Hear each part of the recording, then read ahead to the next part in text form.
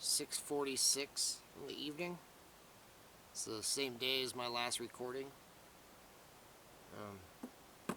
Took a break for a while. I got the last two recordings. I got those videos put together. Still in the same camp spot. I just worked in the back. I just got in my van and worked in the back on the computer, getting all that done with. But right now there's bugs, so probably see me swatting at them as I'm talking. Yeah, so I got I got two more segments assembled. Now I'm planning on speaking for another hour and a half, 2 hours, whatever I can manage. And I ended up taking like an hour-long nap. All of this is just like a lot of work, and then I'm usually up at the same time every day. I always have my alarm set at like 5:45 in the morning. I'm up and about by at least 6 a.m. and taking Malaki for his morning walk, which can be as much as like 2 miles. 45 minutes, like for 45 minutes to an hour-long walk. And that's like the first thing I do when I wake up every morning. So yeah, it's between everything I'm doing throughout the day. I get kind of tired. Sometimes I get tired in the afternoon and feel like laying down for an hour. Try sleep for about an hour to recharge. But I slept just now. I slept from like 4 o'clock, about 4:15 till about 5:20 p.m. Right. So I get out of the van, and within a minute or two, an ambulance. It's like an unmarked ambulance. I mean, I don't believe it belongs to the city of Jackson or county or anything, but it was an unmarked ambulance. Drives by, right, and then he ends up parking the next camp spot over. I mean, it's like a full-on, as far as the paint color, it's white and red colored ambulance. It just doesn't have any markings on it as far as where it's from. So the question is, is it an actual ambulance with somebody who knows, that has that type of paramedic, has a background as a paramedic or something, and they're camping out near me right now? Or is it just somebody that bought an old ambulance and they retrofitted it into a travel vehicle, and that's what they're camping? It's just like nothing but a camping vehicle. Who knows?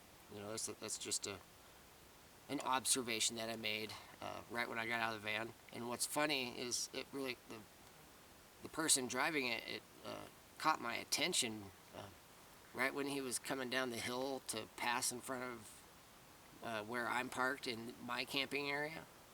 Right when he was driving past me, I guess it still has its siren on it, so he whooped it, and it goes whoop whoop. Not like a police car, but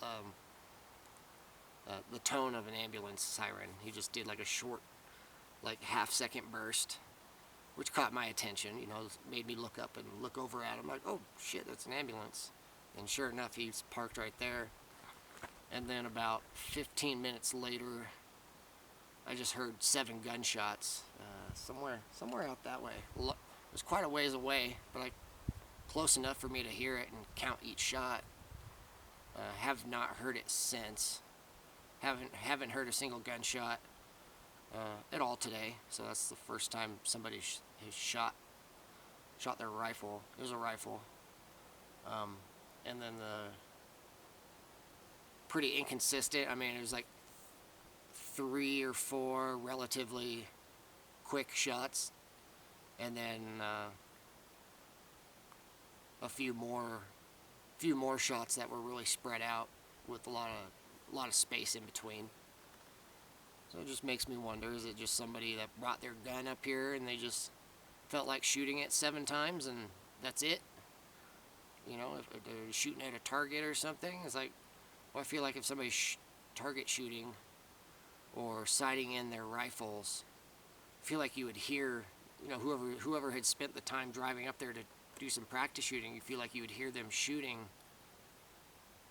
for a period of time at pretty consistent intervals, as somebody who's practicing or something. But when it's from my perspective, when it's kind of gunshots just out of nowhere and then you don't hear anything more after that, it just makes me wonder. Maybe it was something else. Maybe there's something going on up there. Maybe it was law enforcement or military. I don't know, but it just makes me wonder. But yeah, that's the first time I've heard gunshots since that last video when I mentioned it, when I brought it up. That was like update number 7, I think, and we're on update 15. So it's been probably, I'd guess, a week and a half to 2 weeks since I have heard a gunshot. I think somewhere around there. Anyways, so now we're gonna continue forward with where I left off on the last segment. When I was, I believe I ended right about the time when I said I was coming out of my DMT experience, where all the visuals and hallucinations, or whatever it was that I was seeing, the different reality that I had gone into, once all of that had subsided and I was back in a relatively sober state of mind, that's where we're going to be continuing forward. When I did come back to reality, so to speak, I was pretty traumatized about what I had just went through as far as the DMT experience. Everything that I had just witnessed, it was unbelievable. It was so real. There's the camp host. The experience was like, just what I'm saying is, the experience was beyond words. There's no human words. There's no words in the human language that could describe how profound that experience was, that first DMT experience. Just, not only was I not expecting it, but the information that was given to me once I was there, wherever that was, I don't know, it was a lot. It was a lot for me to take in all at once, because, once you hit the DMT, you're only gone for a short window. So wherever you go, if as far as somebody who does a DMT experience, wherever you end up, if you end up breaking through, that's a terminology that you might hear. If you end up doing research on DMT, or you know anything about DMT, you may have heard the term breaking through, which is essentially leaving this reality. You go somewhere else. It's called breaking through. Like, I broke through on my first time, and I had no idea what I was even walking into when I inhaled that smoke. Had no clue what to expect. Like, I've had those 2 experiences with magic mushrooms, so I was kind of, maybe it'll be something like that, something similar to that. And nothing. The mushrooms and DMT are 2 different animals. DMT is like mushrooms times 100, or like way stronger, way more profound, way more right in your face, where you can't even close your eyes and shut it out once you inhale that smoke. So after I had come out of that, I was just kind of like, just had like that 1,000-yard stare, like, wow. And then at the same time, I was aware of where I was, and whose company I was in. I was aware of Dan and that other guy. The other guy's name was, I believe his name was Gabe, like Gabriel, but Gabe. Probably another fake name. Dan's name's probably fake too. Doesn't really matter. It might be his real name. Could be an alias. That's what I'm saying. But I knew who they were, and I was pretty much in their company with nowhere to go, and I couldn't just stand up and walk out their door and drive off and leave and never talk to them again, because it was clear that I was just beginning some very deep, something that was going to be very deep, like a deep game, something that was going to be very difficult for me. Like I was at the beginning of a very long path, if I could survive that long. And as soon as I came back to reality and was functioning again, where I could stand up on my own and walk around on my own, and like all my motor skills came back to me, my coordination came back to me, I was able to speak, I was able to do these things. Dan didn't even give me that much time to just sit in my own space and contemplate and think about what I had just witnessed. It was, from my shoes, it seemed like as soon as I was able to function, he was asking me if I wanted to stay the night at his house. Remember, originally my intention was to just, as I'm driving to Sedona, Arizona on this road trip, my intention was to just, once I made it to Vegas, was to pull off the exit, whichever exit it was off the freeway that would take me to Dan's house, stop, buy the DMT and magic mushrooms, and then leave. Maybe talk to him, chat with him for 15 minutes at the most, just small talk, and then eventually leave. And then I'd just continue on to Sedona, Arizona, and eventually do mushrooms or DMT at some point once I felt like I was in a safe place. But now look where I was. After having that experience, then Dan was wanting me to stay the night at his house, saying that I was welcome to stay there for a few days if I wanted to. I didn't really see an option. I felt like I had to say yes. Otherwise he might not be convinced that he has me under his control, whatever that means. He's the one, he knows what he wants, but obviously I don't. So if I leave his house and he's not confident that that we're not gonna see each other again, he would probably continue fucking with me, or he would continue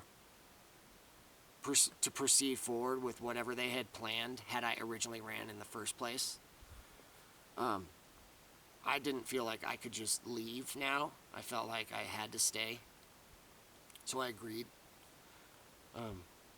And I said, yeah, I'll stay the night, and that'll give him and I an opportunity to spend some time together and just chat and talk. I wasn't afraid, just so you know. I wasn't afraid. I was just very hyper aware of my situation, and I was just trying to appear calm the entire time. I could sense the danger I was in, but I did everything I could to just appear calm, in order for me to ever leave this place, leave there safely. I had to ride it out for however long I could until I found an opportunity to leave. In that meantime, I had to, no matter the circumstances, I had to stay calm and appear confident, And so after I said that I would stay with him, suddenly Dan starts telling me, making up a story about he had a Toyota 4Runner. He had a white Toyota 4Runner, and he starts telling me that his vehicle had been left at Gabe's house. The other guy, his name's Gabe. had been left at Gabe's house earlier that day. And he said that he needed to go with Gabe to where Gabe lived to get his vehicle, and then he was going to drive right back home. And so he invited me. He's like, "You want to come with us?" Sure. I just tell him, "Sure, no problem." Okay. So we end up, all three, with the three of us, we leave his house, and Gabe had parked his car in the driveway. I believe it was like a white four-door sedan. It was like a car. If that's what I remember, if I'm remembering correctly, I believe that's what it was. It was like a white four-door sedan.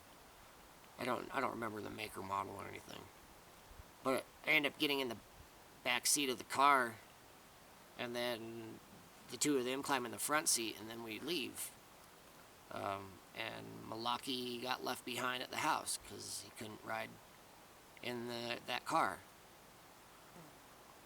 I believe he was left in the house. Or I might have left him in the van. One of the two. But he got left behind. I was not okay with it, but I just surrendered and allowed it to happen.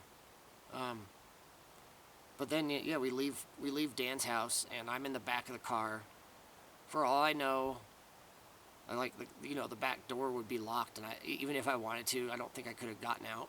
Maybe I could have. I don't know, but I felt really uncomfortable being in the back of the car. I was just going off faith that everything that he had just told me, as far as leaving his house to go pick up his vehicle somewhere, hoping that was the truth and that they weren't taking me somewhere else.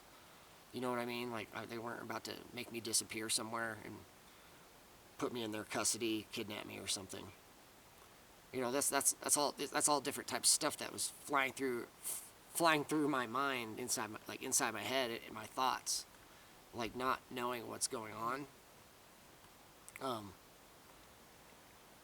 And it was about probably 10 or 15 minutes later, we pull into this apartment complex, and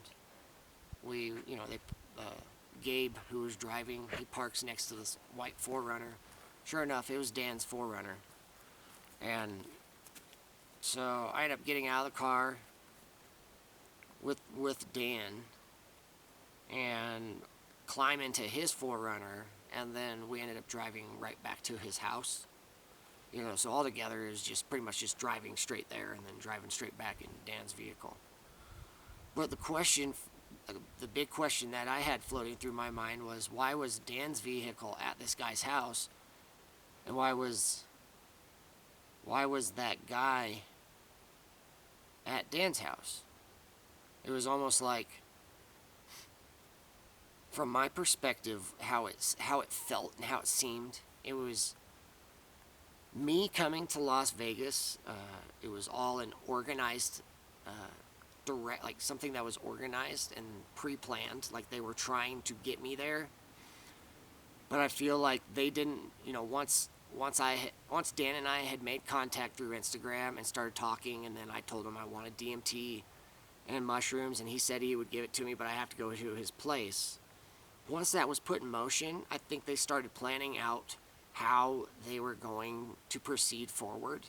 And they had like plan A and plan B. Plan A was like, if I showed up and I did DMT there, that's what they wanted, because then they could try pulling me into their world and manipulating me and manipulating my perception of reality, and pretty much try to brainwash me or hypnotize me to fall into their web, or their spell, their dark magic, whatever you want to call it, to become evil like them. But plan B was like, okay, well, if Brandon ends up driving towards Las Vegas, and then say he just changes his mind last second and he bolts and he runs, or he just skips over Las Vegas and proceeds forward with his road trip, I think that Dan and Gabe were working together. Like, they were the ones really trying to figure out how they were the ones that were going to be directly involved. I was saying, I'm pretty sure Dan and Gabe were going to be the two who would be directly involved with intercepting me if had I not shown up at his house.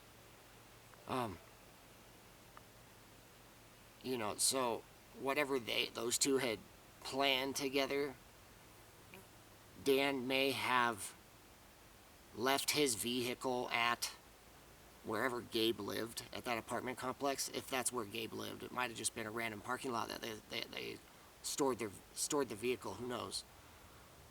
But not having Dan's vehicle at his house, but having Gabe posted, parked, you know, not far away from Dan's house, watching me arrive, and then potentially run away. Say that happened, Gabe would have fired up the engine, probably drove straight to Dan. Dan would have jumped in Gabe's vehicle, and then they would have turned around and taken off after me. And then however far they would have followed me is, you know, who knows. To them, it would have been like they're hunting. They probably would have enjoyed every moment of it. Wherever I went into the desert, they probably would have really enjoyed hunting me, and eventually making their move once I put myself in an altered state of mind. Sorry, I got a whole bunch of bugs flying around me, and they're really annoying me. I'm going to swat at them here in a moment. But, you know, we'll say that happened, and then at some point they ended up capturing me. So,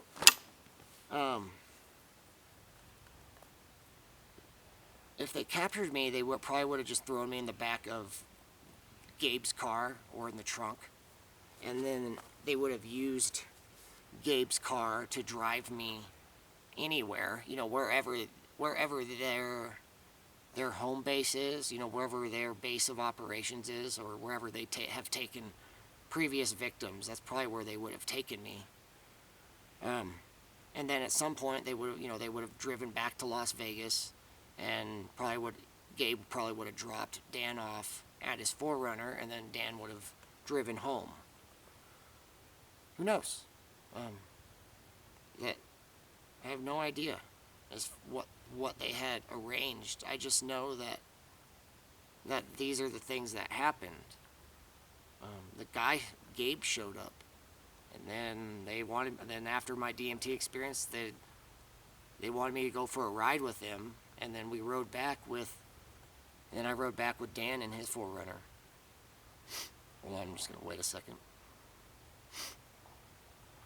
Just a slow-moving SUV. It's alright, I'm not worried about it, but the guy has his windows down, and he's looking over in my direction, so it's just a distraction.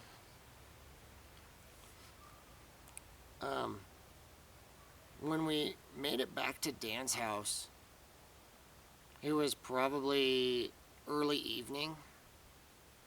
It was probably around 5 or 6 p.m. is my guess.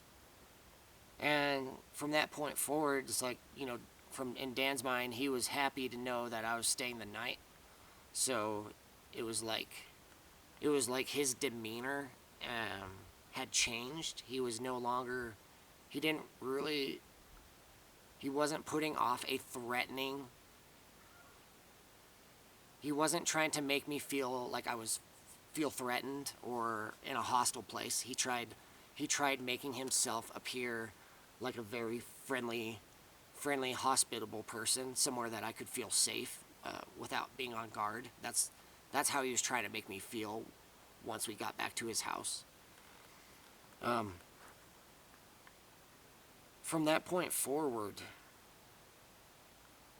the entire time that I was at his house, like, him and I were just talking. All we did was talk. Hours and hours of talking. We talked about so many different topics and different things that it would be impossible for me to try and recollecting everything that happened as far as what my memories can recall, and to tell you. It would... Malaki, come here. Come here.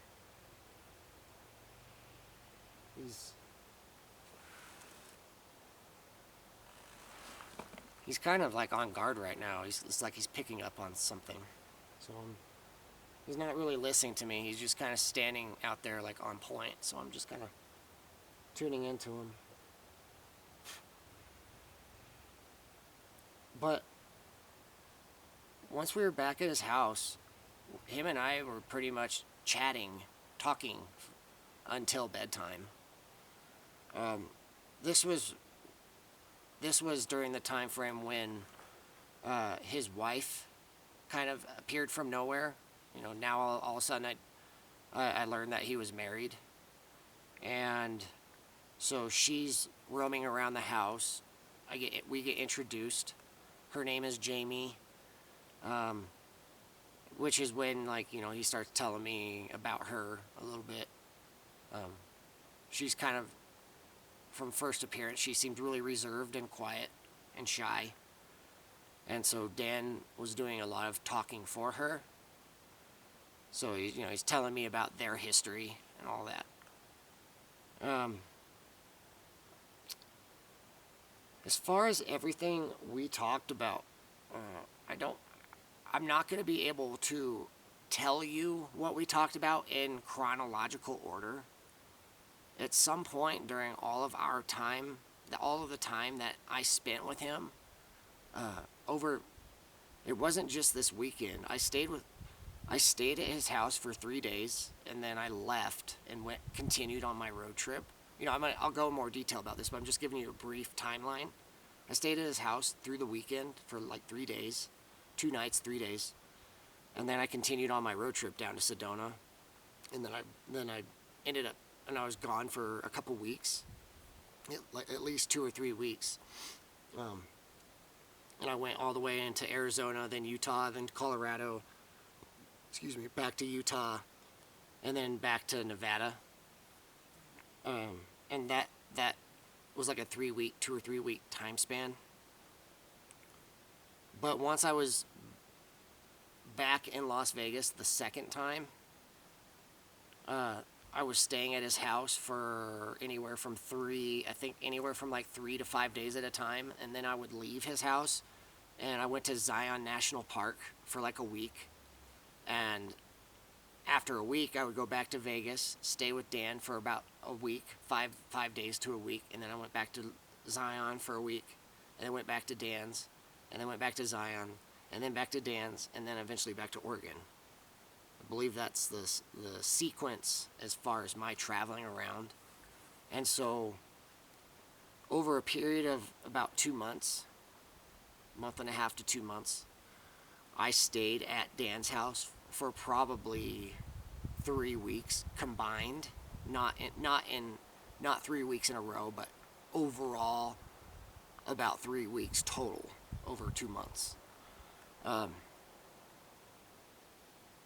And the amount, the entire time I was at his house during this time span, like he doesn't own a TV, and he's not like people like people, how people don't have social skills. So when you're hanging out with others and all you're doing is texting and ignoring each other, it was none of that. Whenever I was at his house, we were talking, having face-to-face conversations all throughout the day, talking about all kinds of shit.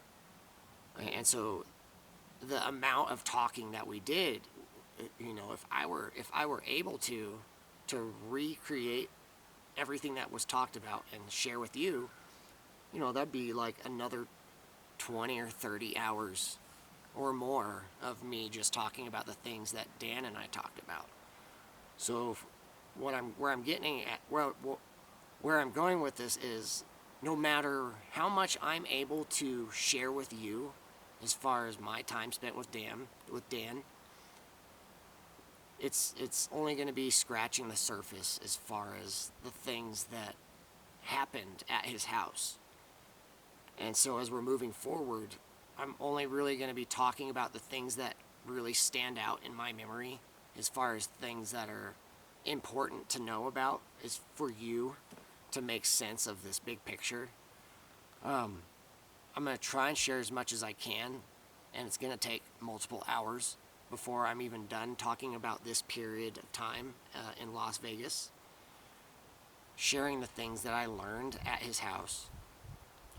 So for you, it's important to just sit back and relax and just listen and hear my words and the things that I'm saying, and whatever you can retain and remember, you might be able to make sense of things that had happened in my past, but at the same time, whatever you can remember as we proceed forward and I leave Las Vegas and go back to Oregon, and everything that happens after that,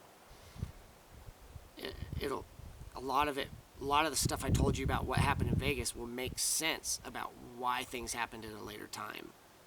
To where, say for example, up until these last few months, if you've known about me, you might not have, if you've known about me for however long, there may have been a period of time in your life where you didn't believe anything I was sharing. You thought I was just a nut, like a crazy person.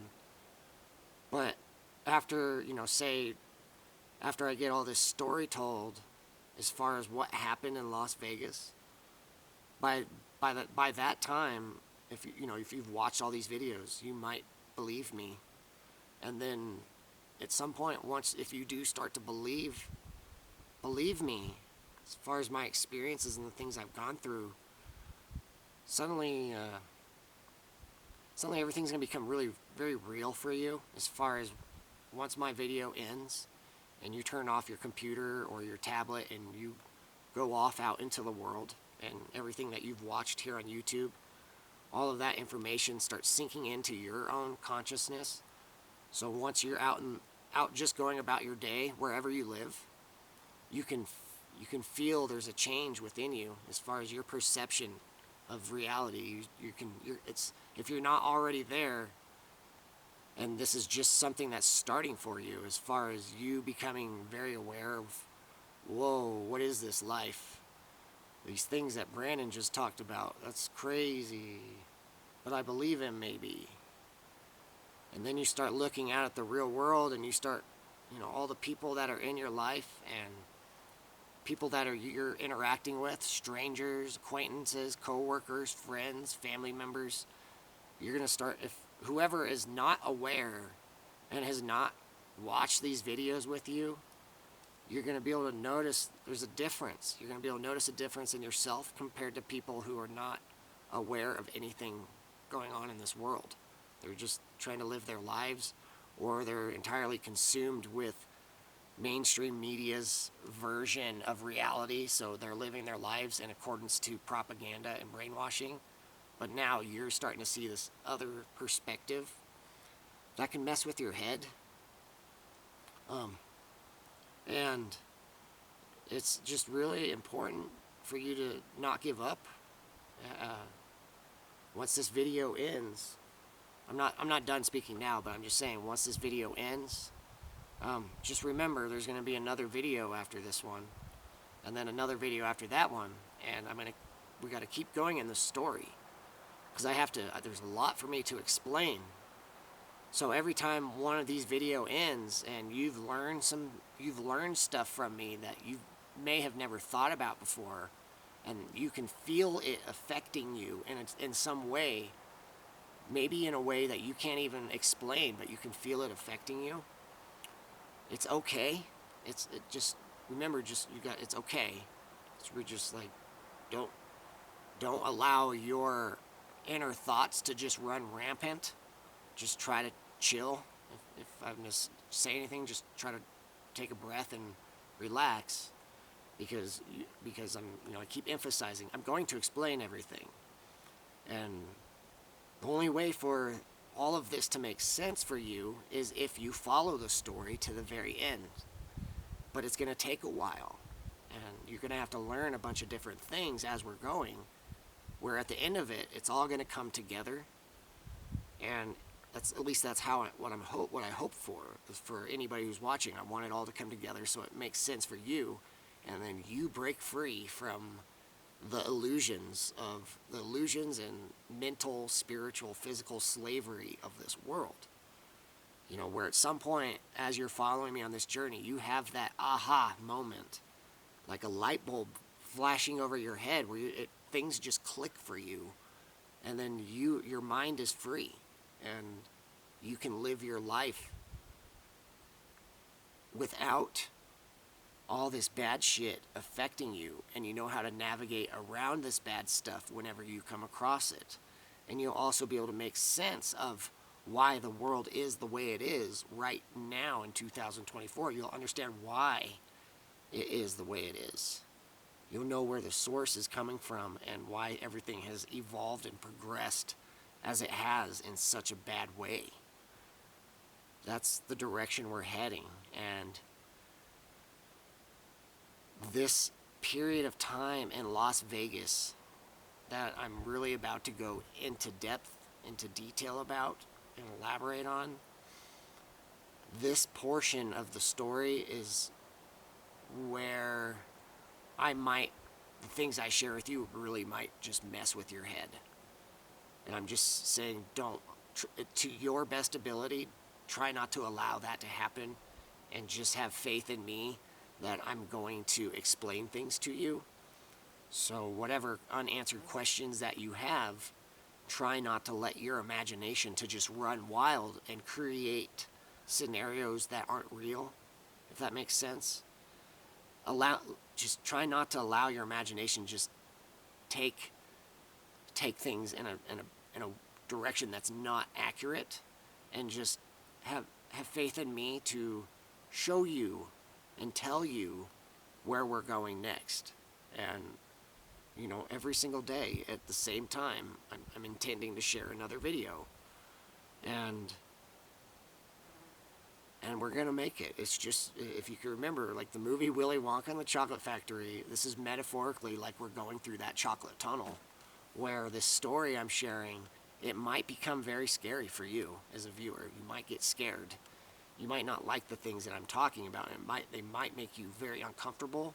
And it's just like a Willy Wonka, where you have all these visuals flashing on the wall of the tunnel, and all the passengers on the boat are screaming for the ride to stop, and Wonka's just sitting there calmly, like, just, he's just singing a song, and everybody's freaking out, and then it ends. The chocolate tunnel, the scary ride eventually ends, and then they just move forward. I've already explained this once before, but that's metaphorically, that's kind of what we're doing. If you're gonna try to use something as a reference for what my intentions are. My goal is to show you the light at the end of the tunnel. But until we get there, it's about to get very dark and uncomfortable for probably a lot of people who are listening. And it's going to require a lot of my time and energy to paint this picture for you. With that said, I feel like I'm going to stop for now, and I'm not sure if I'm going to continue. It's getting close to sunset, and I don't know, this is like it's about 3.5 hours. I've spoken for about 3.5 hours today, and I can feel my vocal cords really straining. They feel like, I don't know, they feel like they don't have any moisture. They just feel like they're exhausted. So it probably wouldn't be a good idea for me to keep talking anyways. But yeah, I'll continue with where I left off on the next episode, which is talking about what happened at Dan's house those first 3 days I was there. I ended up doing DMT a second time. I did DMT again the following day, I believe. So there's a lot more to talk about as far as what happened there, so you can look forward to that. But I'm out of time as far as the clock running out, and I'm not going to start another recording. So have a good day, good night, good evening, wherever you are.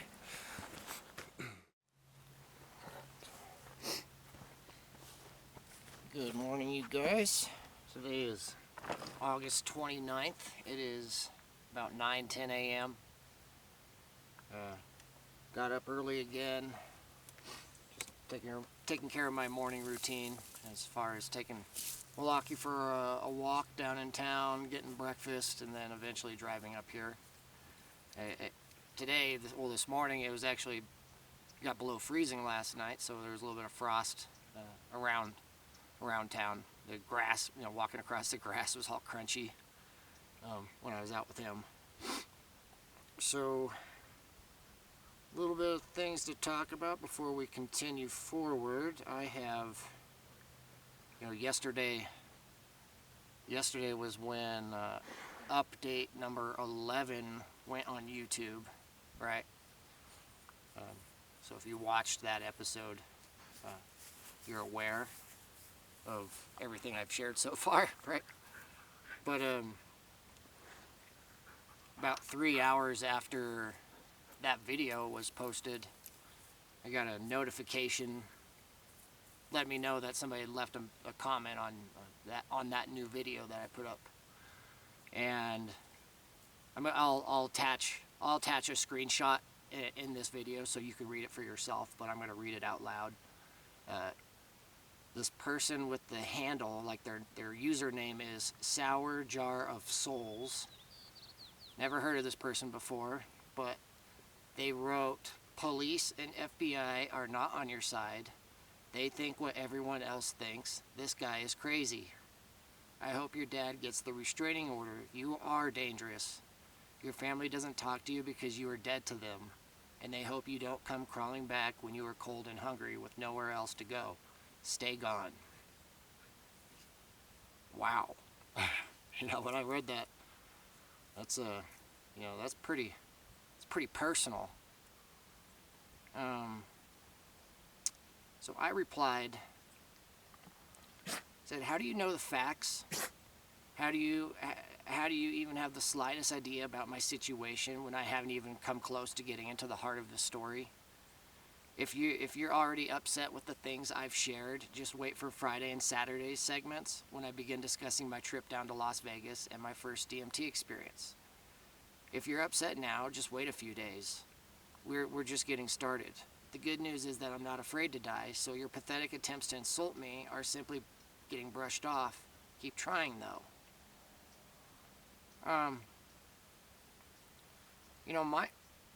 After reading that, my question is, who is this person? Who's this person that would just come forward and say something like that? From my past experiences, the way it was written seems like it might be someone that has harassed me in the past. How do I know it's not one of my own family members that's writing that? Or one of the 3 people that I've named? Other things to consider. If the police and the FBI are not on my side, and they're against me, how is it possible that I've made it about 2 months, almost 2 full months, in my van without being fucked with by law enforcement?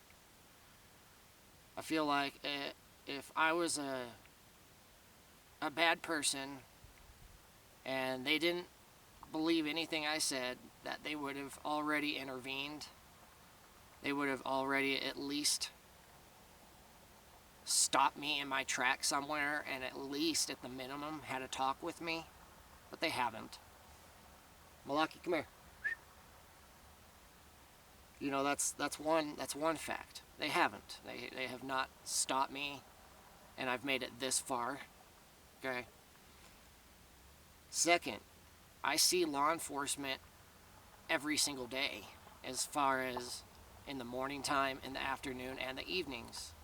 Whether I am taking Milwaukee for his morning walk, or I'm at the library, or I'm at the grocery store, or I'm driving around town, or I'm at one of multiple city parks. Just depends on which park, what time of day it is, and what I'm doing. But if I'm sitting there in a parking lot at a park under the shade, reading a book or working on my computer or reviewing these videos I've been making, I see law enforcement pass by. They don't mess with me. If they're not on my side, why haven't they stopped me? Okay. And then at the same time, there has been a lot of things going on that I am intending to talk about once we get to that segment of the story, which is not going to be for a while. But there have been many instances here in the past, before I left Oregon, before I left for Idaho and then eventually Wyoming, there were some very serious instances where I was in danger. As far as I was concerned, I was in danger, and law enforcement intervened and intercepted whoever was coming after me, and they dealt with it. So anybody that's saying that law enforcement and FBI not on my side, I don't believe that. As far as of these past few months, I no longer believe that they're against me. I feel like they may have found the truth for themselves, and they might be aware of what I'm up against and have been up against for a very long time, and now we're working together. That's how I see it. But at the same time, there's this thing of no contact. Like, I don't ever speak. I to this day, even since like my arrest, since I have been released from my incarceration, with exception to my parole officer, and just a couple random encounters over a course of 4 years, just literally like 2 encounters. One encounter was at my parents' house. An undercover detective knocked on our front door, who said that he was investigating a separate case from a few houses down. I'm going to talk about all this stuff later, but it had nothing to do with me. That was like the first instance I'd ever talked to an officer who had identified himself. And then the second one was the second time that I have even spoken with a law enforcement officer that's in uniform. It was about my second week here in Jackson. I was taking Milwaukee for his morning runs. I was, around town, I was looking for a spot where I could just let Milwaukee out of the vehicle and run. As far as I told you in my past segments, I always exercise him in the morning, and traditionally I have a bicycle that I usually run him 2 to 4 miles every morning, and this is something I've done for the majority of his life, is take him on bike rides, or take him on a gravel road or a dirt road with the vehicle, and then I just let him out of the vehicle and run. And so there's a road by Jackson called the National Elk Refuge Road, and so it's just outside of town, and it just heads up into the mountains, and it's in the summertime there's not really any wildlife or anything around. And so since I had been in Jackson for a week, getting up at sunrise and driving around, I'd never see wildlife. And even when I do see wildlife, I have pretty good eyes, and when I do find wildlife, I usually am taking pictures or video and stuff. So in the morning time, I was taking Milwaukee down the Elk Refuge Road and just letting him run next to the van. And so I'd run him about 3 to 4 miles, and I did this for about a week and a half to 2 weeks consecutively, where every single morning I was running Milwaukee out on the Elk Refuge Road. There's a sign that says all dogs have to be leashed, but I kind of just just ignored it, because I was getting up before sunrise, and there's nobody out except for maybe like 1 or 2 people walking their dogs, and I would always have Milwaukee in the vehicle whenever I saw somebody and we were passing them, and then we'd drive a short distance later and I'd let him out and we'd keep running.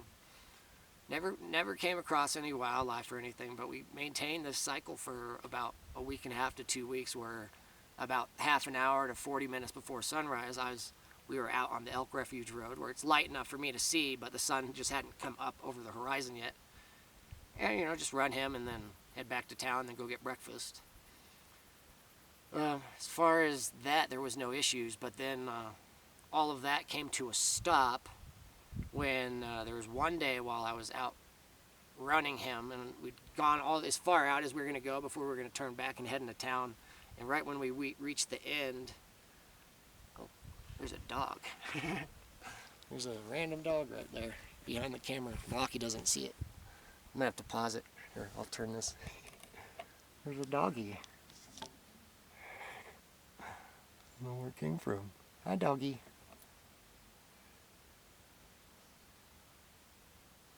Huh. Interesting.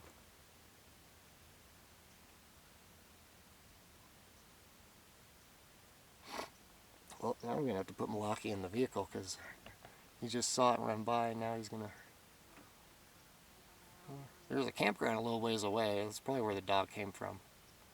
But anyways, hold on. That's funny. You know, that's the kind of... Those are some of the kind of strange encounters I have. You know, I don't even know where that dog came from or where it even disappeared to. But whatever, you know, he just magically appeared from around the corner of the van and he was just like staring at me. You know, while I'm talking about Milwaukee and law enforcement. And what's funny is the code name that I've given law enforcement, you know, I've called the airplanes flying over, I call them Overwatch, that's code name. And then law enforcement, the code name I've given them is Watchdog. You know, because they're watching over, as far as I'm concerned, you know, they're watching my back, and then if I go inside the store or inside the library and Milwaukee has to stay inside the vehicle, you know, you gotta watch the dog, make sure nobody gets my dog. But yeah, so where I was going on before that just happened, you know, I'm talking about the number of times that I have even spoken to law enforcement while they're in uniform since I was released from Humboldt County, since my 12-month incarceration back in 2020, you know, September 2020, so it's going on the 4-year mark now. I've only spoken to not counting my parole officer, which was another 12 months after my release, not counting him. In the 4-year span, I've only talked to 2 officers in uniform. And I described the first one was an undercover officer who showed me his badge as I was walking up to answer the door.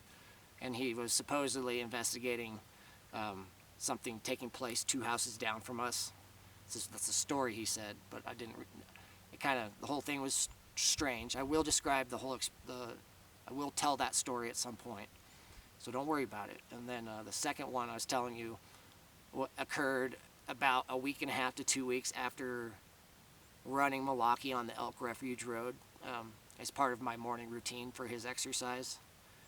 It happened when it occurred the day that I encountered, I believe he was fishing game, like a fishing game ranger. I don't know, he was in a black truck that didn't really have many markings on it, but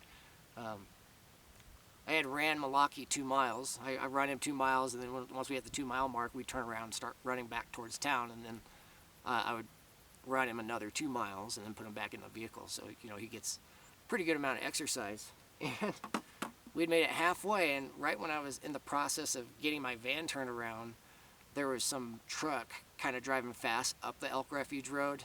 And by the time I had turned around and was getting ready to start going the other way, I was just sitting there waiting for him to pass by because I was going to let Milwaukee out to continue our run. I thought it was just a regular person that was just driving on the road and they were going to just keep driving past me.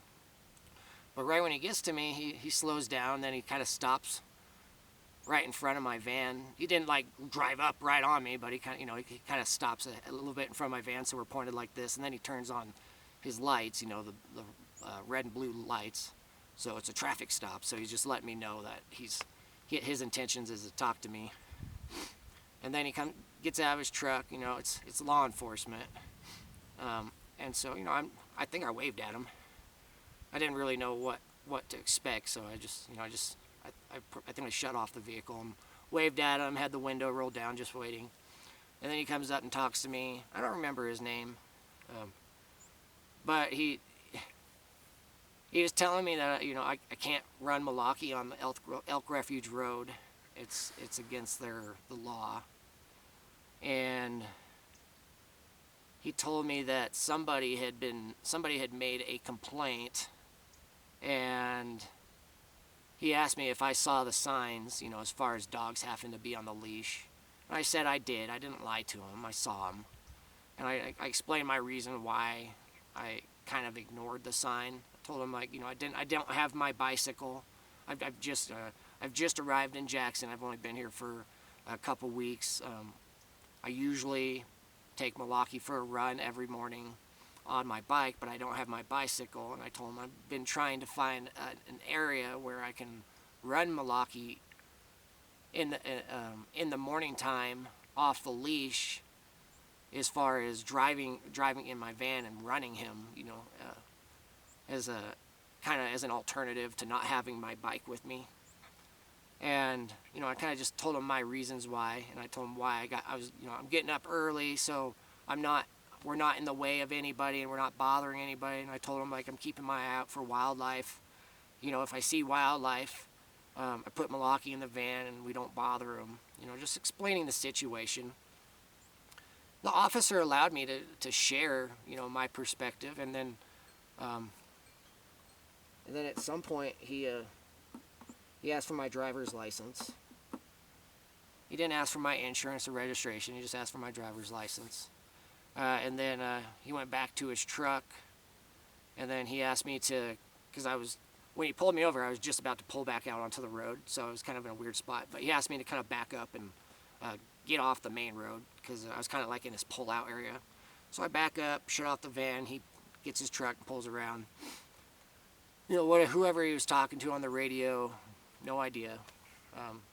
Whatever dialogue, whatever he was doing in his truck, not sure. But he was only in his truck for a few minutes. And then at some point he comes back out, and he just gave me a warning. He didn't give me a ticket.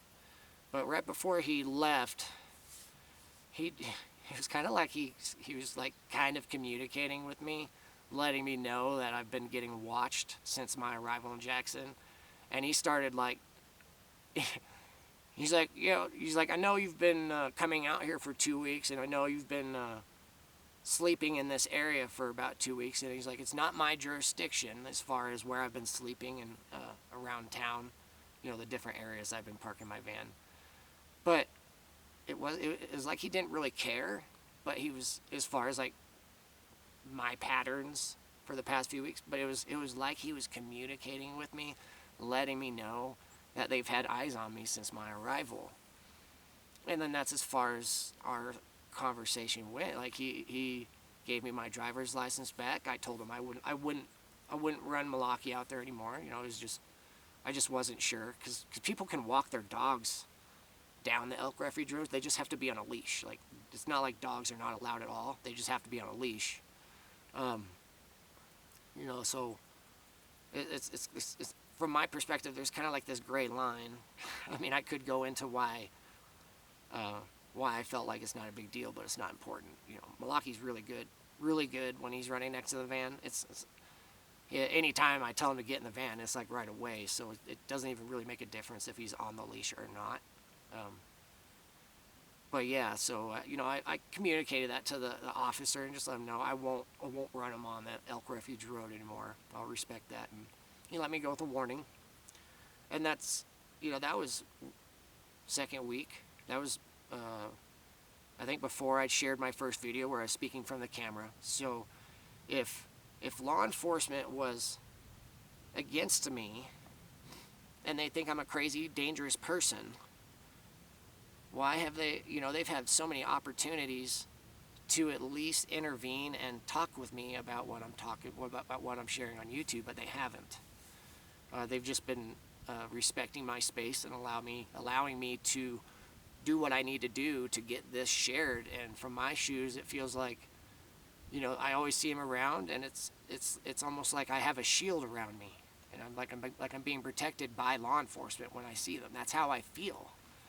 And then you got veterans. I see veterans all the time. You got military veterans who proudly are wearing, they got their hats. A lot of older veterans, they usually have some type of ball cap hat that just says that they are a veteran, and it usually has the emblem of the, whether they're in the Army or the Marines or the Air Force or the Navy. Their hat usually says which branch that they served. There's veterans all over the place, and a lot of these older guys, they acknowledge me. You know, at least they smile. They see me and smile at me. I've had a few talk to me, you know, but not saying that they know who I am, but just random encounters. And then, you know, you got active military who are pretty much hiding in plain sight. It's like you wouldn't know that they're military because they're in plain clothes. And, you know, they're probably all over the place. So between the three, between law enforcement, military, and veterans, I feel protected around here. I mean, this is Wyoming, man. This isn't like California or an East Coast city. This is a country where people actually have values and morals. This is God's country. People believe in God. Yeah, and then another couple things worth mentioning before we start proceeding forward with this, where I left off. I'm going to share a couple screenshots on the video, and on this video, you know, I'm going to show the screenshots, but down in town at different places where I park, you know, I usually move around throughout the day with the van as I'm working on different things. And every once in a while, wherever I stop and park, I open up my Wi-Fi. You know, I see if I can get Wi-Fi, pick up a Wi-Fi connection anywhere. So I just open the Wi-Fi and I can see the list of all the different connections that are near me. So you got all the different names of Wi-Fi connections. Most of them are all password protected and locked. Can't even get into them, but you can at least read the names of all these different connections. And so far, I have screenshots of them. I've had an FBI surveillance van within proximity of me. You know, they're close enough that you know, whatever technology and gadgets and stuff they got in their van, they can probably live, you know, they can see, if I say, for example, I have my phone open and I'm watching videos or doing anything on my phone, they can see what I'm doing as I'm doing it, probably from their position. Same thing with my laptop while I'm working on my computer, assembling my projects or watching my videos. They're probably able to watch the videos with me from their position. And, you know, that's just them monitoring my activity. And then they always know where I'm at as far as when I'm outside of the van walking around with the dog. They always know where I'm at. And then at the same time, they probably know where all the bad guys are at. So it's not just me. You know, if they can tap into my phone and my computer, they can probably do the same thing to anybody else that has bad intentions and they're near me. And so all of that's getting communicated. So you have a whole bunch of, like the chessboard, you have all these pieces moving around me, and they're keeping me safe. You know, so they know my intentions because they always have access to my electronic devices. And then at the same time, I've said that my van probably has microphones in it, or they just use my phone to listen through the microphone on my phone. But I talk to them. You know, when I'm in my van, I'm talking out loud as if I'm talking to them, like I'm communicating to them, whoever it is that's listening. And then whoever it is that's listening, they relay what I'm sharing to the appropriate people, to those who need to know whatever I'm talking about. So if I let them know where I'm going to be in a couple hours, I speak out loud, and then whoever's listening, they relay that information to boots on the ground, and so they can get pieces put in place before I'm there. So when I arrive, I already got friends just hanging out in disguise, in plain sight, but you don't know which ones are my friends and which ones are just neutral people. You don't know which ones are just normal people that know nothing about me or my situation. They're just going about their day, living their lives. But at the same time, I have friends that are just in plain clothes all over the place. That's just what you know of. And then there's all kinds of other things that I'm not even mentioning. But as far as me having protection, they're always around me. Whether you believe it, doesn't matter. So I've had the FBI surveillance van, and then I have the NSA surveillance van, you know, National Spying Agency. I've had both of them within proximity of me as I'm going about my day in Jackson. So when I open up my Wi-Fi and check out all the things. There's an FBI surveillance van and an NSA surveillance van. These have occurred at different days, not at the same time. So, you know, that's just worth mentioning. But I'm going to stop the video and then start over again. I'm going to get a drink of water. But yeah, now after this cut, we're going to continue forward from where I left off on the last video. So here we go.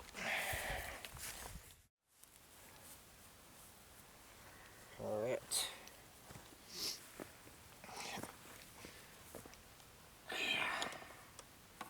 Yeah, you know, so let's just continue from where we left off. But I wanted to say one more thing as far as whoever that person is that left that message, you know, as far as what I had just spent that last, like, half hour talking about all this shit. Whoever wrote that not very nice message from my last video, you know, as far as me being, what this person wrote, it's like essentially I'm dead to my family. You know, that I guess my entire family considers me dead. So I guess that, from my shoes, I guess that just means I need to just proceed forward. If they think I'm dead, then I guess it doesn't really matter what I say as far as talking about my family, because I'm dead to them. So, you know, if that's established on their end, what do I got to lose, you know, because I might be dead in a few months.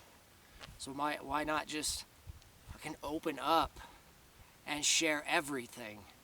So, meaning, whoever wrote that mean message, I hope you understand, you're just pouring gasoline on the fire, as I have talked about before, talking about all these people who have done bad things to me, and I keep saying, you guys are fucking retarded. You don't know how to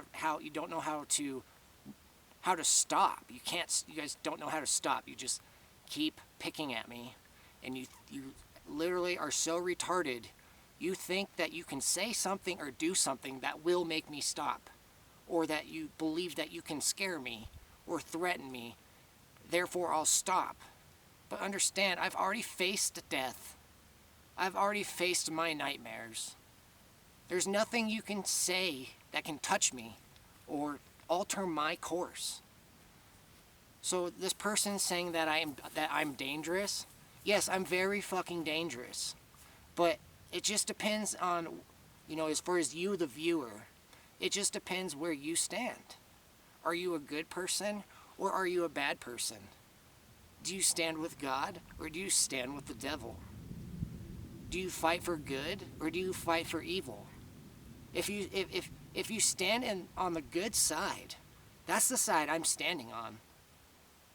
And which means I'm very fucking dangerous to the bad people, to those who are condemned, to all those who, you know, rapists, pedophiles, thieves, child traffickers, human traffickers, corrupt politicians, corrupt government officials, corrupt law enforcement.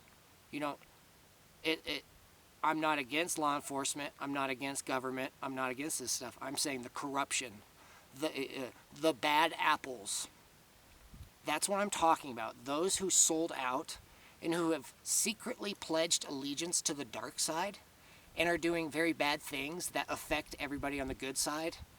You're just destroying everything that is good amongst those who cherish and preserve, or are fighting to preserve the things that are valuable and important, our morals, everything that we believe is good.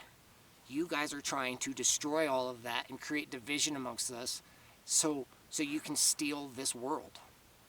So I'm aware of all that. So if you're on this side, yes, I am very dangerous because I am empowering my friends to become just as dangerous as I am. So once my friends are done hearing my updates, they're empowered. So whatever occupation they have, they can go deal with you guys however they need to because they have my blessings. So if you're on this side, yeah, you should be really scared of me. You should be really, really scared of me. I am very dangerous. But I'm not dangerous to the good side. I'm the one that's like, if you think of a spear, like a spear point, I'm the very tip of the spear. I'm the very tip that goes right into the devil's heart and fucking destroys your entire fucking game. I've already gone through the devil's gauntlet. I've already survived. and not one person, not one bad guy, has been able to lay hands on me and do physical harm to me. How am I sitting here today and have survived everything that I have to be able to sit here and clearly articulate my experiences and what I've learned along the way? How have I survived this whole dark path if I didn't have friends and supporters helping me when I have needed it most? Okay? So chew on that. Whoever you are watching this, just chew on that. How have I made it here if I don't have any form of support and I'm on my own? It wouldn't be possible. I'm not on my own. My friends are just very smart. My friends are very good at their game because they have been out in the field and they have learned how to play the game on their own. And at the same time, they have had me around empowering them to the best of my abilities to further enhance their game. My friends are like elite super soldiers while you guys are fucking retarded. You know, the bad guys.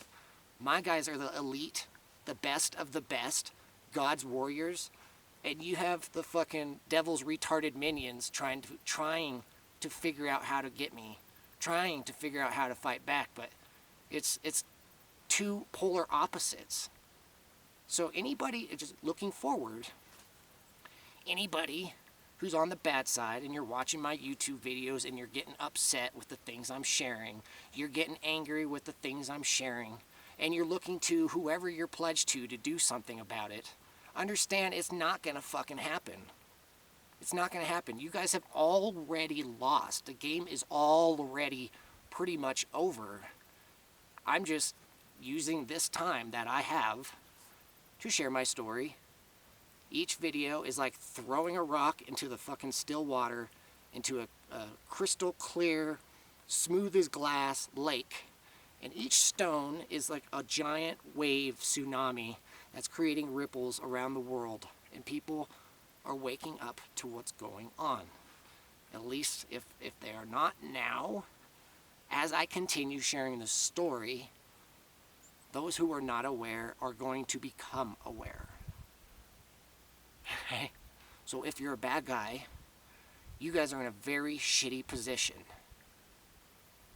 That whoever it was that sent me that message, who says police and FBI are not on my side, well, unfortunately for you, police and FBI have probably already tagged your IP address after you wrote that message to me.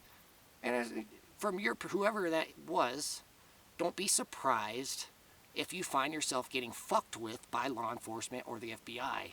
You just made yourself a target. Congratulations.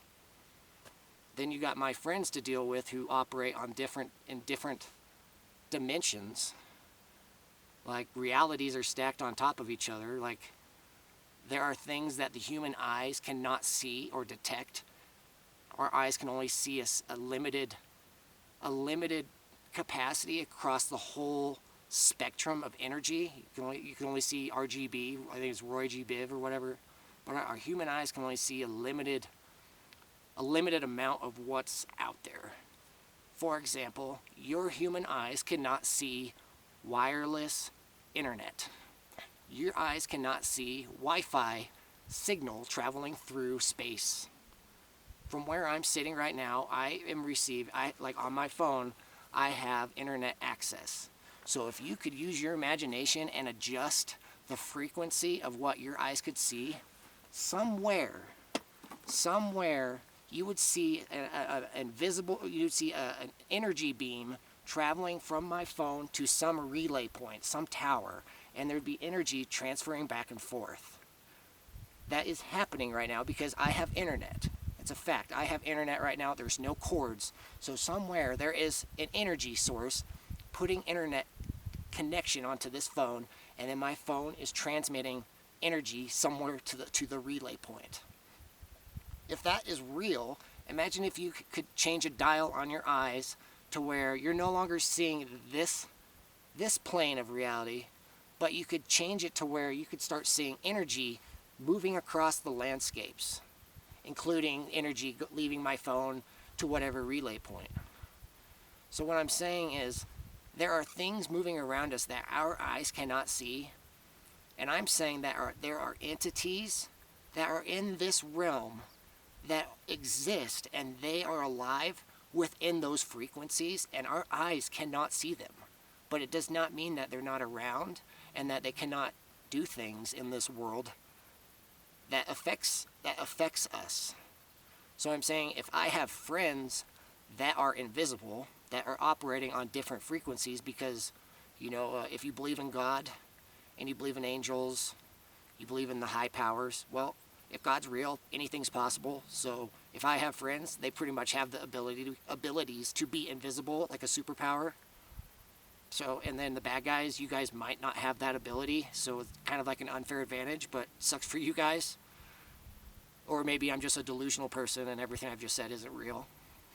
That's up for you to figure out. So if you're a bad guy and you literally think you can get to me, try your luck. I'm pretty easy to find. If it's just a matter if you can get to me.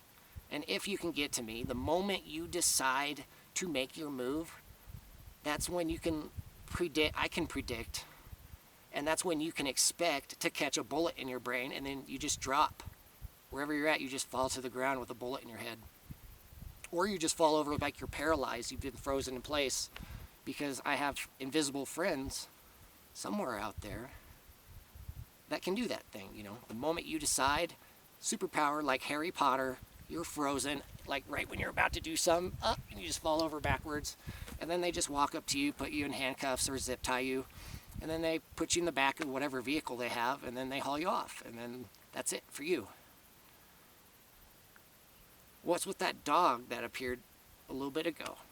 Who's to say my friends don't have superpowers and they can shapeshift into different animals? Dogs, cats, birds, deer, anything. So, say if you're a bad guy, and whether if you're coming after me or you're going after somebody else that's a good guy, or you're going after somebody's family, your intentions are automatically known and marked. And you might get close to your target, and when you are looking for your opportunity of when you can go make your move, and you're looking around to see if there's going to be any witnesses, see if there's any people, and you spend a bunch of time looking around, you don't see a single person around, and you're like, okay, I have the opportunity now. Nobody's going to witness this crime I'm about to commit. But you're not paying attention to the animals. You're not paying attention to all the birds in the trees, or little critters in the bushes that have eyes. And potentially, if you've ever watched Harry Potter, or if you believe in magic, or anything like that, if you've ever done DMT or psychedelics and you've tapped into things that, like supernatural things, and you believe in God, then these things are possible. If you believe in your spirit and our creation, and you believe that all of this is a product of creation, which was created by God, that would mean anything is possible. And if God's real, and there's an army, God's army, is it too far-fetched to say that God just gives his entire army, all of his soldiers, superpowers, so when they do come down to Earth, they can do what they need to do, and the bad guys literally can't even touch them, because it's just complete unfair advantage, God versus the devil, the super elite versus a bunch of fucking retards who thought they could get away with crimes and never be caught and never be held accountable or have any type of consequences. It's pretty obvious. It just depends on who you are and your perspective on all this. What do you believe is real and what isn't real? If you don't believe in God, you don't believe in your own spirit, and you entirely believe in the Big Bang Theory and evolution, and that we are all a product of just single-cell organisms evolving into fish, which evolve into fish frogs, which evolve to some type of mammals, and then we turn into monkeys, and then monkeys turn into man, and then after we become man, we become too fucking retarded to even know where we're at or what we're doing, that we just kill ourselves off. Is that how humanity has evolved?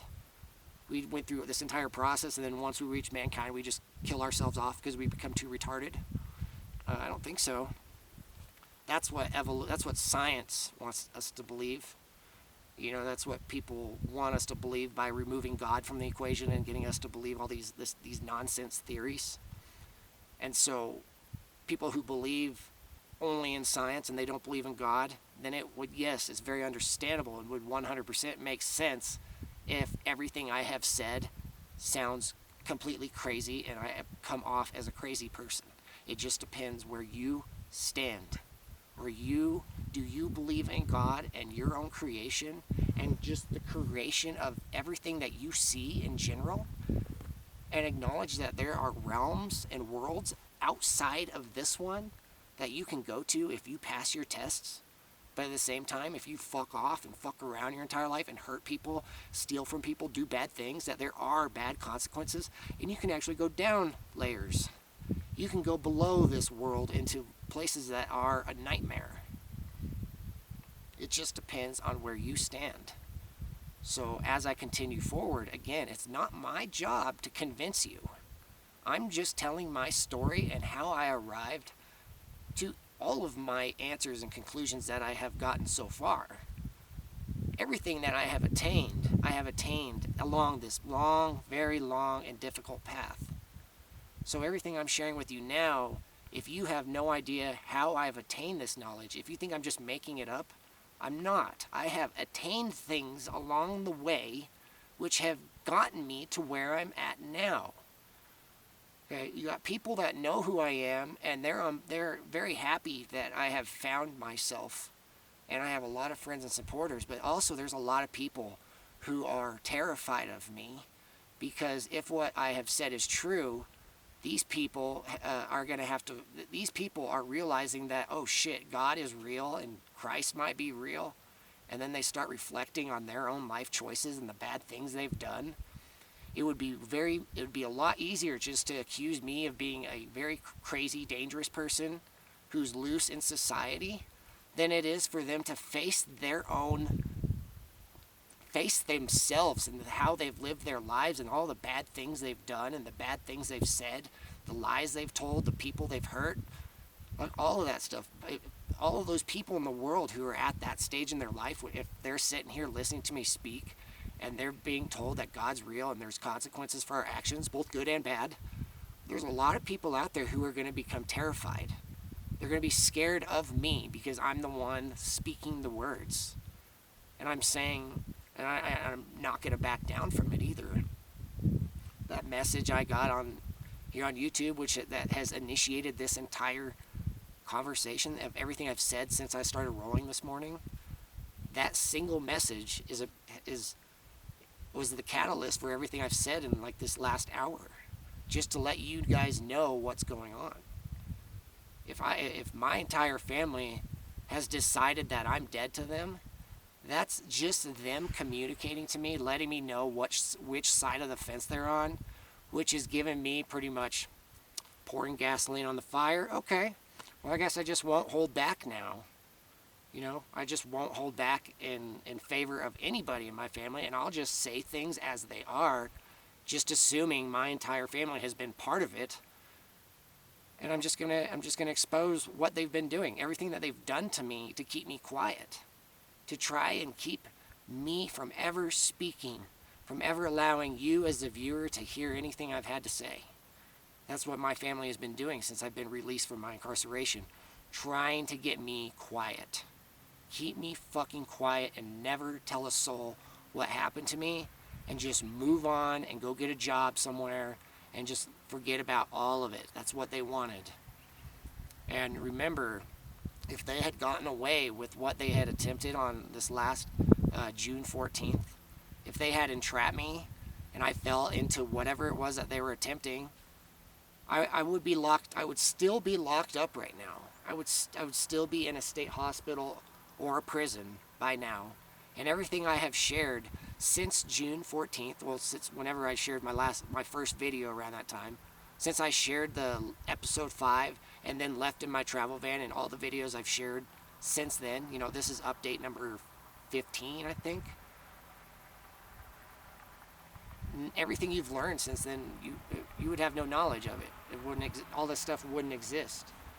So just remember that. That's what they don't want you to know about. But I'm gonna have to stop the clock because I think I'm out of time. Uh, yeah.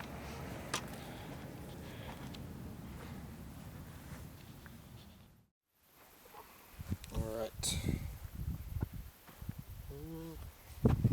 Timer started.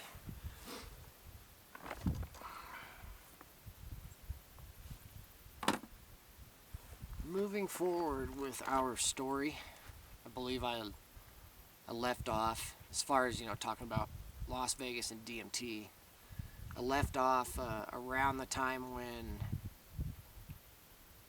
after the after I had had my DMT experience and the effects had worn off. If you can remember, oh, there's a yellow jacket. If you can remember, there was that guy that had showed up at Dan's house, and then they wanted me to go with them in that guy's vehicle to go pick up Dan's Toyota 4Runner that was parked at that guy's house, 5 miles away or something, in a different part of town. And so when I agreed to go with them, I was still very dazed. I was in a daze, and I was kind of traumatized from what I had just gone through and experienced. And I wasn't real. I mean, I was coherent, and I had the ability to walk around and function, and I had my coordination, all that. But my mind was just somewhere else, thinking, just thinking about and mentally reviewing what I had just went through on that DMT ride. But at the same time, I have two people trying to shuttle me along in this direction. They're trying to take me somewhere. And as far as I knew, my life was on the line. And it was just a matter of trying to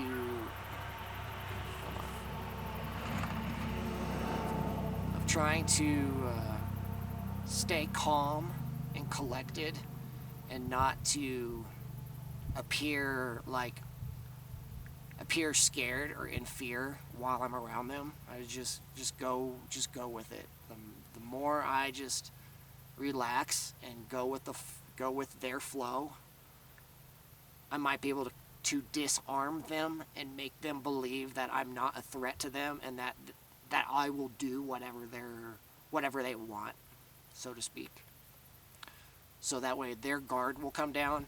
If I can get their guard down, that's when I can start finding answers, and that's when they might start making mistakes and might start revealing things because they think I'm not paying attention, if that makes sense. So I was dazed, confused, traumatized, and disoriented, but I was still cognitive and aware enough to agree to go with Dan and his friend in the car wherever it was that they were.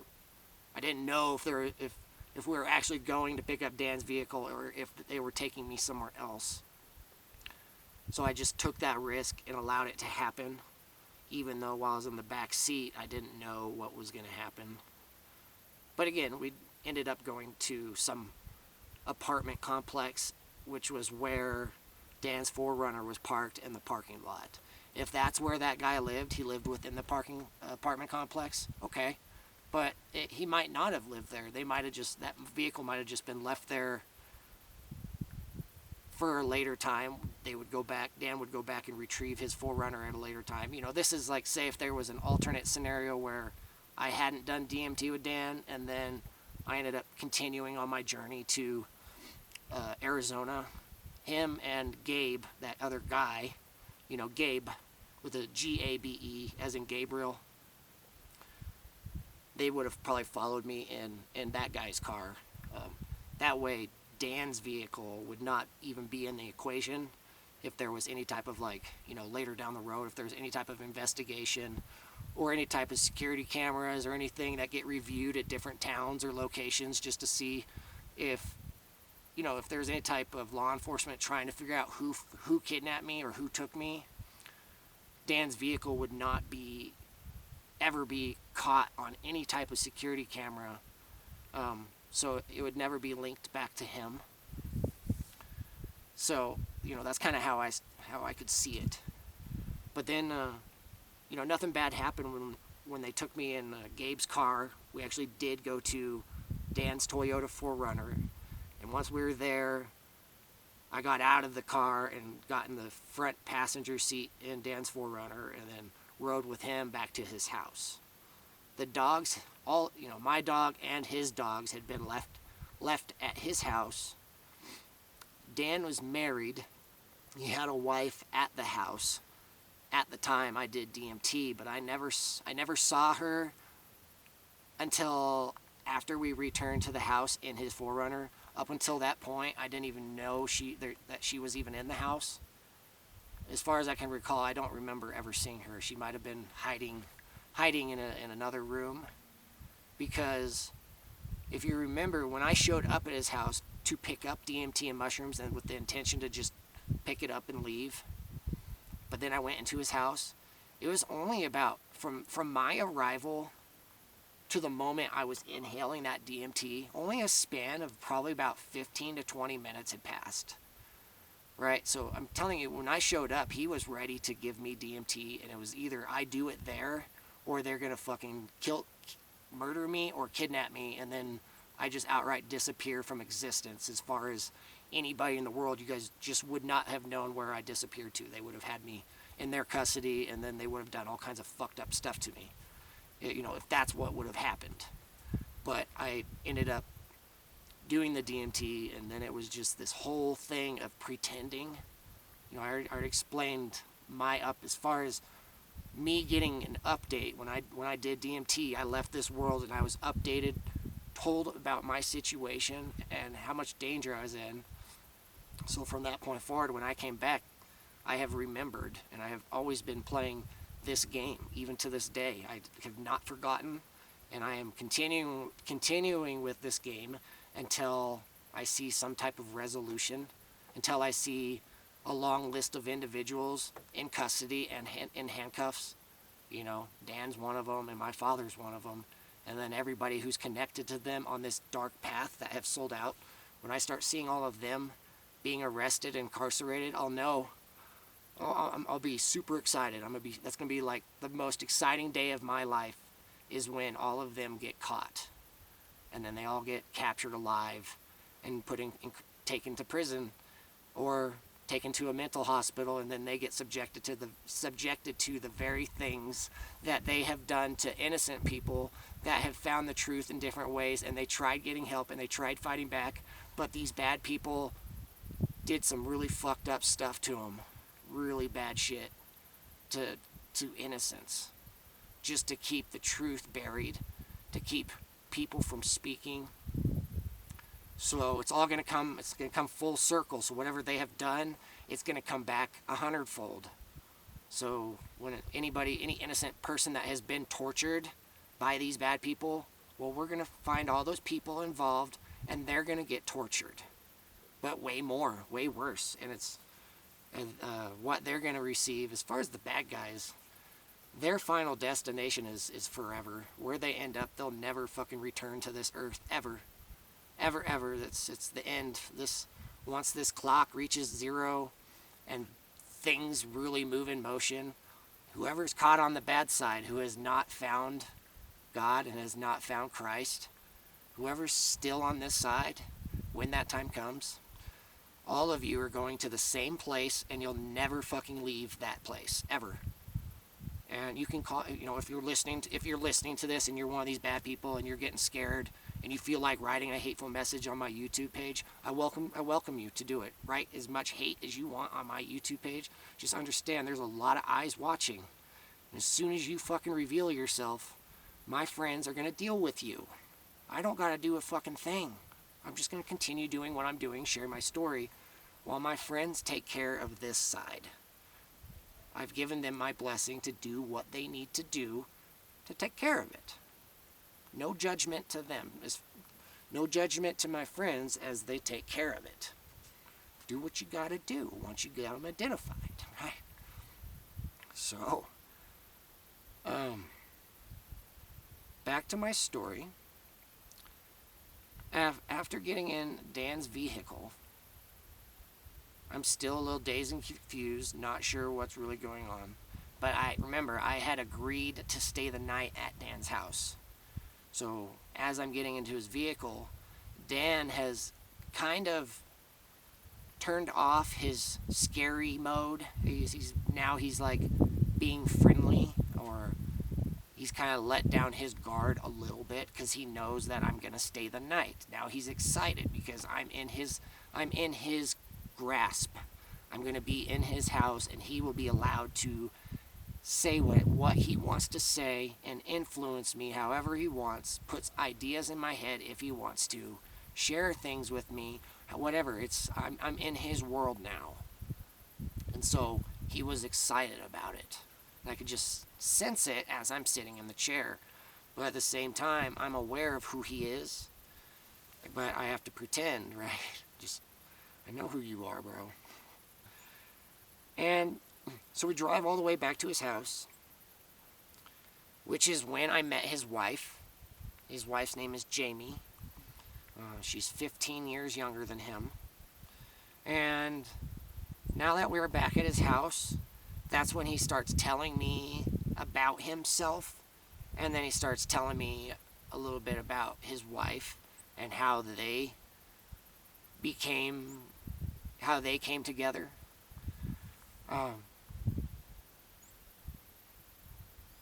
Before I proceed forward and start talking about these different conversations we have, I gotta mention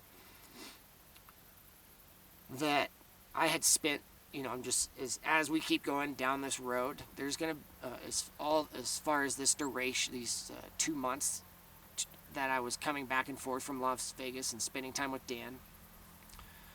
There is a lot that I really don't remember, and I just have no memory of certain things, because there's a bunch of different variables that are affecting things I can and cannot recall.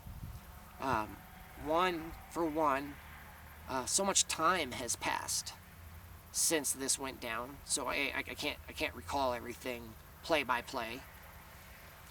2, I did DMT at Dan's house over this period of time that I was there. Over a period of 2 months where I went to his house, then went on my road trip, then returned back to Dan's house, then went to Zion, then went to Dan's house, then went to Zion, then went to Dan's house, and then eventually back to Oregon. Each time I was at his house, I was doing DMT at his house. So over this 2-month period, I did DMT probably, I don't know, around 15 times, maybe a little less. I can't remember exactly. And each of these experiences were huge experiences. And some of these experiences, I don't even remember them. They're like a dream. You know how sometimes, when you sleep, if you're somebody who has dreams, not everybody dreams, but if you're somebody who has dreams and you know the feeling of either having a really good dream, and as soon as you wake up, you can't remember it.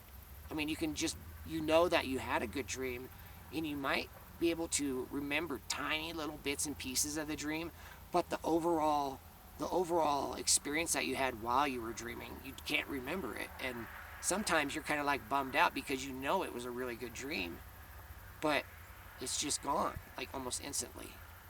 That's just an example of what I'm describing. I have had DMT experiences where the experience itself was so profound and so just there's no words that can describe how powerful these spiritual experiences were for me. But as soon as I came back to reality, it was gone like a dream. And it was like wherever I had gone, and whatever entities I had interacted with or communicated with, they had put information in my subconscious to where when I came back to reality, I didn't have access to it at that time. I could not remember it. But later down the road, some of that information and stuff that they gave me, it would get triggered and I would become aware of things at a later time because they told me about it, but I just wasn't allowed to remember until we got to this point because they knew about things that were coming, right? That's the best way I can describe it. But again, words do no justice.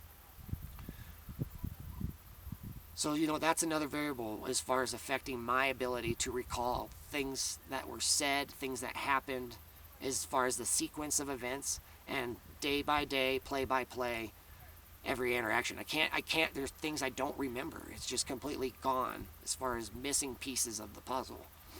But there's a lot that I do remember, and I'm going to do everything I can to talk about each one. And I'm going to attempt to do it in chronological order, but it might not necessarily be exactly in chronological order, but you're at least learning about the pieces, different things that I encountered, observed, listened to, witnessed, whatever. You'll at least attain those pieces and get the overall picture of how this entire Las Vegas trip went, over the 2-month period. There's going to be a lot for me to share during all this. It's probably going to maybe take 5 or 6 hours before we move on to when I leave Las Vegas and go back to Oregon. So just keep that in mind. It's probably going to be 3, 4, or 5 segments.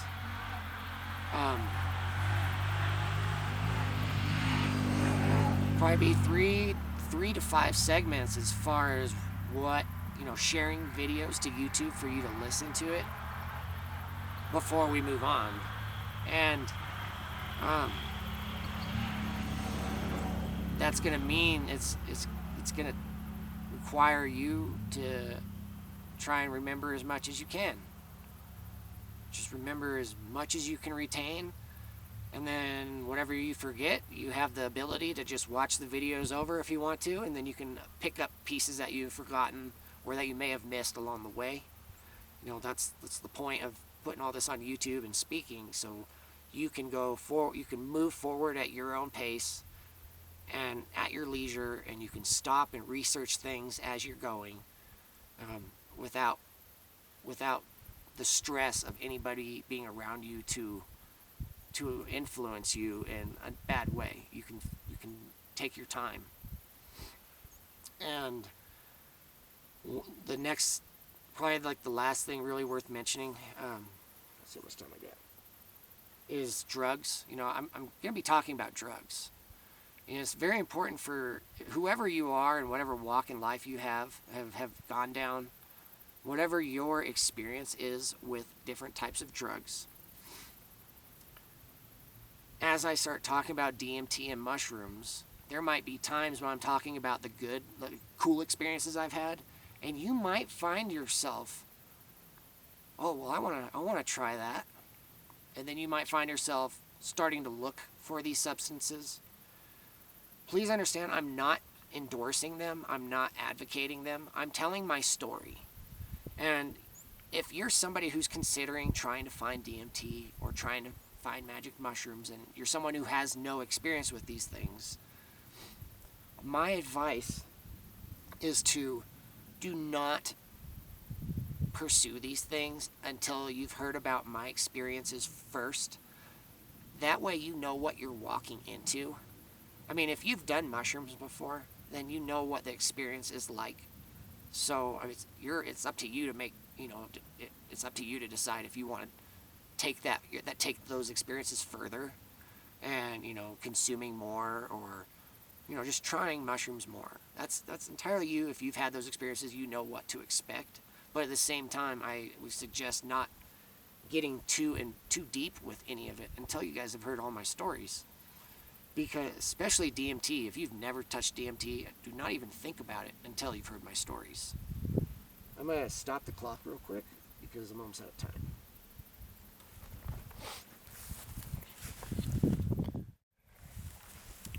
And the primary reason is because if you just hear, if you're just learning about these substances, you know, magic mushrooms and DMT, your curiosity might get the better of you, and you might think that you're going to have an experience like something I've described.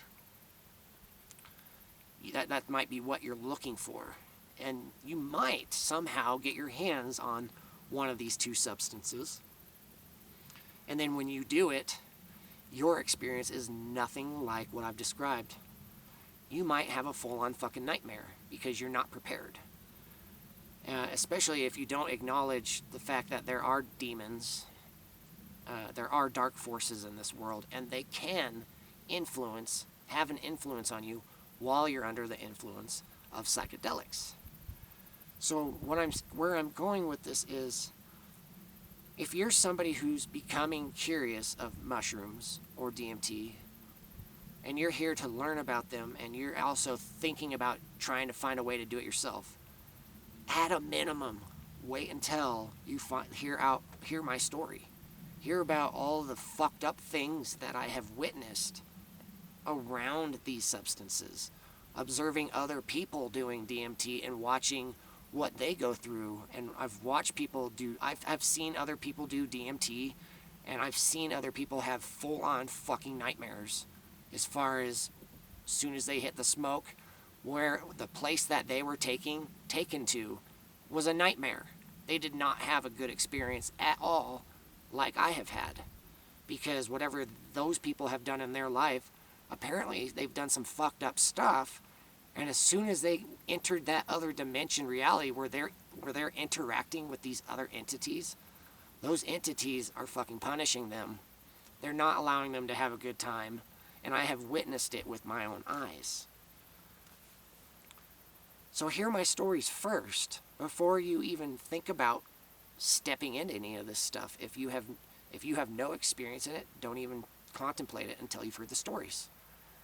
And once I'm done, then you'll have a pretty damn good idea about what this stuff is, and you'll have a pretty good idea if you're ready to even think about taking those steps. But again, I am not endorsing for anybody to go do mushrooms, because, you know, they're, for the most part, they're illegal. And my experience, again, was unique. Me doing DMT was a very unique thing, and I was searching for something. DMT was just the tool. It was a tool, like a key. It was a key that allowed me to open a door and see what was on the other side. And when I saw on the other side, here I am. This is what I have found on the other side, and this is where my life is now, as a product of my first DMT experience. So, just wait. So, just keep that in mind. Because when I had originally been driving down to Las Vegas, in my mind, I was planning on just stopping at Dan's house, grabbing the DMT and mushrooms, and leaving. I thought it would only take me half an hour to 45 minutes before I'd be back on the freeway driving south to Arizona. But look what happened. Look where my life took me as a product of meeting Dan and doing DMT at his house, and everything that followed. If it could happen to me, what makes you think it can't happen to you if you ever decide to try looking for these substances? That's the point. Or your children. Say you have children, teenagers, or you have children that are in their early 20s. You need to educate them about my story, because you can't, if you're a parent, you can't watch your kids, your children 24/7. So they're going to eventually be off on their own, and they're eventually going to meet people as they're out in the world who might appear like a friend, but who they're interacting with is somebody that's pledged to the dark side. They're pledged to Dan's side, to Dan's army or whatever. You know, they're agents of evil in different capacities. And then these people introduce different types of drugs to your children. You know, meth, heroin, it's just, for starters, fentanyl, oxy, pills, you know, Vicodin, you know, all these different types of hard drugs that are really hard to break as far as addiction, creating an addiction. And then they might introduce DMT to your children, and then they might convince your children that they're a friend, and your son or daughter might smoke this substance, and as soon as they smoke that substance, that's when these bad guys make their move on your child, and then the next thing you know, your child's missing. You never see your son or daughter again. Or maybe your son or daughter gets raped because they're under the influence of some drug, because someone that they perceived as a friend gave them something else, or they gave them too much of something which would incapacitate your child, and then they do all kinds of fucked up stuff to them. Or then they kidnap them and ship them off somewhere, and then when your son or daughter wakes up, they're a product of human trafficking and sex trafficking. That's the shit that could have happened to me based off what I did by stopping in Vegas and doing DMT with Dan. That's all the stuff that I was navigating, that these are the type of people he's affiliated with that do all that type of shit. But I didn't know that at the time. But after my first DMT experience, I did. Then I was aware, and I was not necessarily being allowed to just go about my business and leave. So once we were back at Dan's house, it was like I was in his cage. I was in his world and his reality for him to do whatever, say and do whatever he wants. And that's kind of like the beginning, as far as the beginning of our relationship, friendship, acquaintance, whatever it was, this interaction between us. It was the beginning of it all. And everything escalated to what it did as a product of this very deep game that I've been playing against him, to eventually expose him and bring him down, to destroy the Tower of Babylon, so to speak. This fake world that he's trying to create, and the whole world's shit right now. As far as what's going on in the world is complete trash. As far as how society has progressively just been falling into the gutter, quality of life for everybody has been just becoming worse and worse and worse. And it's all a product of Dan and everybody associated with him, their mismanagement of the entire game board. They've just been exploiting everybody for their own benefit while everybody else suffers in different ways. And they were trying to pull me into their circle, so the power, all of my power, everything that who I am and what I'm capable of, they wanted to bring my power into their circle to further enhance their power. And they wanted me to kneel to Dan, surrender myself to Dan, and look at him as somebody to look up to, and as somebody that would be like my boss or my leader or my overlord. That's what they wanted. Because if I would have done that, Dan would have attained the ultimate power, so to speak, and then they would have been unstoppable. And then if they would have had me, they would have just swept across the earth and removed everybody that they perceived that they didn't want, which would include Christians, anybody that believes in God and believes in Christ. All of you guys are just gone. Either you'll just get murdered, executed, or you just get enslaved. That's coming out of his mouth. That's me saying that. It's not just me creating this shit out of thin air, just making stuff up. No, the things I'm sharing with you is stuff that has come out of Dan's fucking mouth. Things I have learned from him. That is his perspective on things. Had he had his way and I joined them, all the good side, you guys would not have couldn't have done nothing. There's nothing you could have done. And the only thing that could have stopped this would be if God, my real father, he would have just, he would have really disowned me, but he would just dropped a fucking nuke onto Earth and just leveled this Earth, and I would go down into the pit with all the bad guys, and he'd just be like, Brandon, you fucked up, man, I'm sorry, you're going with them. And then he would just take all the good people, but do you believe me, or do you not believe me? Am I just a crazy person? I guess you'll find out. That's the thing. As I've said, that this is just the beginning of the story, and the longer you stick around, and the longer that I'm free to walk and roam as I will, and the longer that I survive this lifestyle, the more I can speak, the more I can share, the more I can get uploaded to YouTube, giving you an opportunity to hear the full story, where I'm saying if you don't believe me now, if you stay tuned and you keep watching each video as they're released, I'm saying at some point along the way, you might have that aha moment. You might have your own revelations. We're going to be like, holy fucking shit. Brandon's fucking been telling the truth the whole time. And he's been carrying this burden on his shoulders this entire time. And it's taken him it's like 6 fucking years since I did DMT at Dan's house until now, until August and September of 2024, where I'm now able to tell the story, to share everything that I have learned. So if you're somebody who doesn't believe me, or you're a bad guy, but you're not, it's not too late yet, maybe you might abandon the ship and jump on my team, and you start selling them out, letting us know everything you know. Now's the time for you guys to reevaluate who you're pledged to.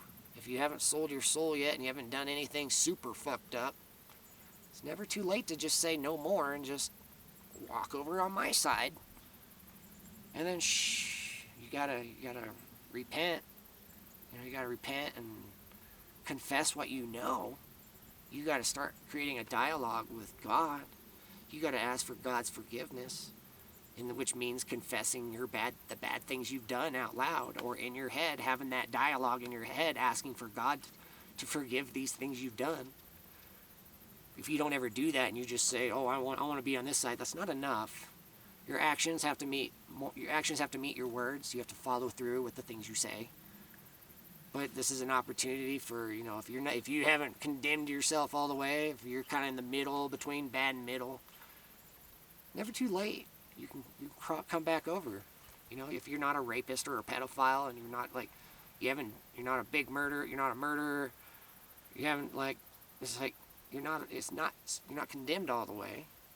You're just sitting on this line where don't fuck up, don't sell out. When things start getting hairy, things start getting scary, things start becoming nightmares. Are you going to go deeper into the darkness, or are you going to see, hey, we're trying to communicate with you. You better fucking get on our team before you end up in the pit with all these other people that are condemned. It's up to you. This is an opportunity. But whatever happens, I'm okay with. From my position. If they make their move and they somehow kill me, I'm not afraid of death. I'm prepared for the other side. And as I start talking about what Dan shared with me during my time at his house, it's gonna take, like I said, four or five segments before we're done. And this whole time frame, you're going to be learning things that are probably going to mess with your head a little bit, or scare you a little bit, because these are real experiences, and it's not just me sitting here making things up. But I'm going to take a break for a while because I've been speaking. But it's funny. The last few people have been driven by. They're all waving at me. Different type of energy compared to the time before. But yeah, I'm going to take a break for a while so I can let my voice rest and get some water. But I'm going to be continuing with what happened at Dan's house. And I apologize for, deviating, these last hour and a half, 2 hours of just not really talking about what happened after DMT. I've kind of just been floating around this other area. But these are things that need to be said. Because once I open this door and we step into this next chapter, everything I've shared with you has been to prepare your mind. That's the whole point. Everything that you're about to learn has been to prepare you, because if you're not prepared, this is going to fuck with your brain a little bit. And I apologize, but again, we just got to keep going. We don't give up, because the answers come as the answers come and go as we're following the story. Your clarity and your revelations will come and go as you're following the story. It's not just, you're not going to have all the answers in one sitting. You're going to be getting your answers as you're going. That's the point. That's the whole point of the story. But yeah, so I'll stop rambling on all that and take a break, and I'll see you next time.